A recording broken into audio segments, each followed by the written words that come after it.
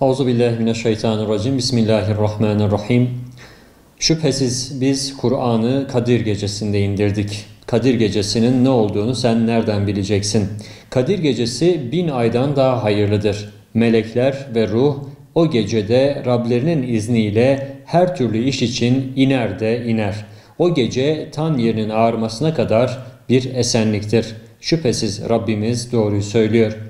Başı rahmet, ortası mağfiret ve sonu cehennemden kurtuluş olan mübarek Ramazan ayının son 10 günü içinde Kur'an-ı Kerim'in indirildiği 1000 aydan hayırlı, esenlik dolu ve gecelerin en hayırlısı olan Kadir Gecesi'ni barındırmaktadır. Pandeminin ardından Ramazan-ı Şerif'i dolu dolu yaşamaya gayret ettiğimiz bu günlerde kurtuluş vesilesi olan Ramazan ayının bu son günlerini idrak etmekteyiz. Şüphesiz Ramazan ayının her günü çok değerli ve bereketlidir.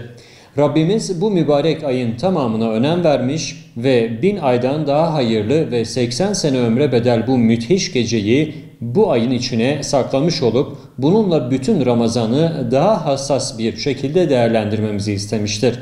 Yine Peygamber Efendimiz Aleyhisselatü Vesselam bir hadis-i şeriflerinde Kadir Gecesi'ni Ramazan'ın son 10 günü içerisinde arayın buyurmuşlardır. Böylece Efendimiz Aleyhisselatü Vesselam özellikle Ramazan'ın son 10 gününe dikkat çekmiş ve Kadir Gecesi'nin bu günlerde aranmasını istemiştir. Bu vesileyle son 10 günün itikaf ile geçirilmesi dünyadan adeta el etek çekerek bedenin ihtiyaçlarına kısmi de olsa ara verilmesi büyük bir manevi kazanç kapısını açmaktadır. Bu geceleri ruhumuzu beslemek için çok büyük fırsat olarak görmek, bu büyük nimetin kadir ve kıymetini bilmek önem arz etmektedir. Yine şüphesiz Ramazan, Kur'an-ı Kerim'in kadir ve kıymetini bilme ayıdır. Bu sebeple son 10 günde Kur'an okumayı artırmalı ve Yüce Allah'a Müslümanların içinde bulunduğu zor günlerden çıkmaları, birlik ve beraberliğimizin sağlanması için dua etmeliyiz. Günümüzü planlamalı ve boşa gidecek hiçbir anımızın olmadığının farkında olmalıyız. Bu Ramazan ayının hayatımızın son Ramazanı olduğunu farz edelim. Ümmet olarak zor günlerden geçtiğimizi bilmekle beraber ümit var olmalıyız. Bütün sıkıntılarımızın çaresinin Kur'an ve sünnete tabi olmaktan geçtiği idrakinde olmak önemlidir. Yaşanılan bela ve musibetlerin hepsinin birer imtihan olduğunu, hikmetlerini düşünüp gerekli dersleri çıkararak Rabbimizin müminleri yalnız bırakmayacağını her zaman hatırda tutmalıyız.